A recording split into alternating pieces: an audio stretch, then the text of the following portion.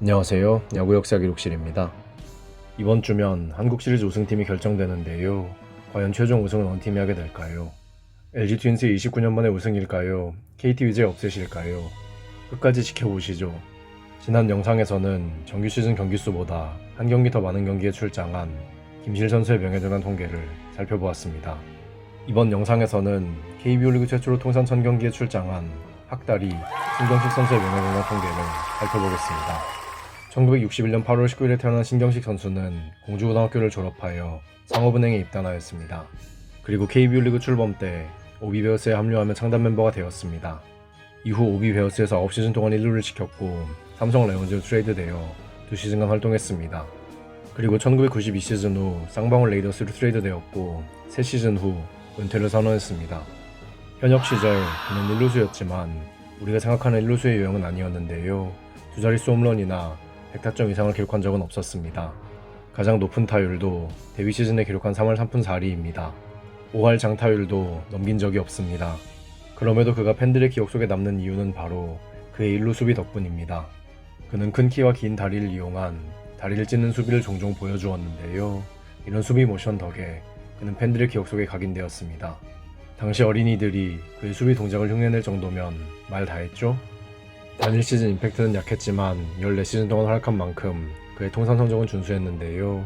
안타, 타점, 득점, 루타에서 특급 선수 기준의 50%를 넘겼습니다. 거기에 1루수였음에도 빠른 주력 덕에 156개의 도루를 기록했습니다. 삼진보다 많은 볼넷을 기록했다는 점을 통해 그의 선구안과 타석에서의 적극성도 어땠는지 알 수 있죠? 그리고 그의 득점 생산력을 통해 그가 리그에서도 평균 정도의 타자였음을 알 수 있습니다. 비록 MVP는 수상하지 못했지만 1983시즌에 골든글러브를 수상하였습니다. 올스타에는 9번이나 선정되었는데요. 당시 그의 인기를 실감할 수 있죠. 이 중 1983시즌 올스타전 때는 미스터 올스타에 선정되며 별 중에 별이 되었습니다. 일단 사람은 키가 크고 다리가 길어야 하는 것 같습니다. 프로 원년 오비베어스의 주전 1루수인 만큼 우승 반지도 하나 받을 수 있었습니다. 하지만 국가대표에 선발된 적은 없었습니다. 1989시즌 그는 2루타와 3루타 부문에서 동시에 1위에 올랐는데요. 이것도 기록이라면 기록일 것 같습니다. 이는 드넓은 잠실 야구장과 그의 주력의 시너지 덕분인데요. 그런데 이러고도 장타율이 0.419였다는 점이 미스터리합니다. 1992년 4월 12일 그는 KBO 리그 선수들 중에서 최초로 통산 1000경기에 출장했는데요. 그의 프로 생활 11년 만의 일이었습니다. 이틀 뒤에는 KBO 리그에서 두 번째로 통산 1000안타를 기록했는데요. 이 기록을 최초로 달성한 선수는 우리 궁뎅이 김성환 선수였습니다. 재미있게도 통산 1000경기를 두 번째로 기록한 선수도 바로 김성환 선수였다는 점입니다. 최초 기록을 둘이 하나씩 나눠 가진 셈이네요. 1980년대에 주로 활동한 선수인 만큼 1980년대 기록에서도 상위권에 올라 있는데요. 이 중 2위에 오른 3루타의 순위가 가장 높았습니다. 아무래도 넓은 잠실 야구장의 덕을 제대로 본 것 같은데요. 생각보다 개수가 그리 많지는 않습니다. 전반적으로 안타 관련 기록들에선 상위권이지만 홈런 순위는 들지 못한 것을 봤을 때 그는 공격력이 강한 1루수와는 다소 거리가 있었다는 점을 확인할 수 있습니다. 보통 1루수들은 홈런이 많은데 신경식 선수는 그렇지 않죠? 그렇다고 해서 수비형 선수는 아니었던 것 같고 중거리 타자였던 것 같은데 그런데도 타율이 엄청 높거나 그러진 않았습니다. 여러모로 설명하기 어려운 유형이네요.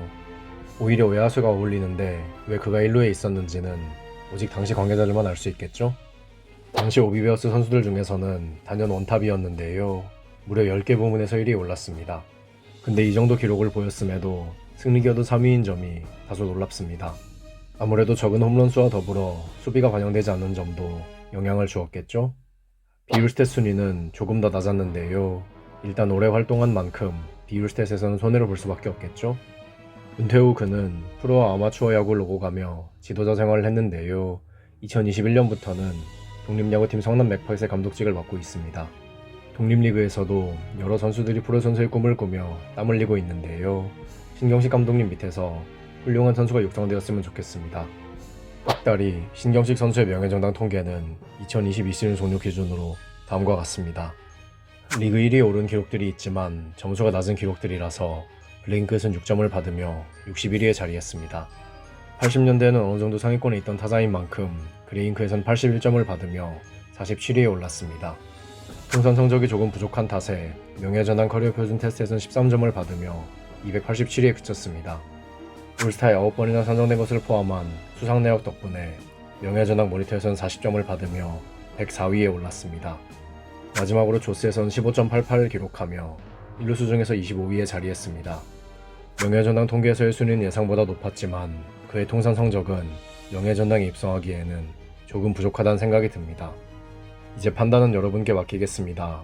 신경식 선수는 명예전당에 입성할 수 있을까요? 여러분들의 의견을 댓글로 남겨주세요.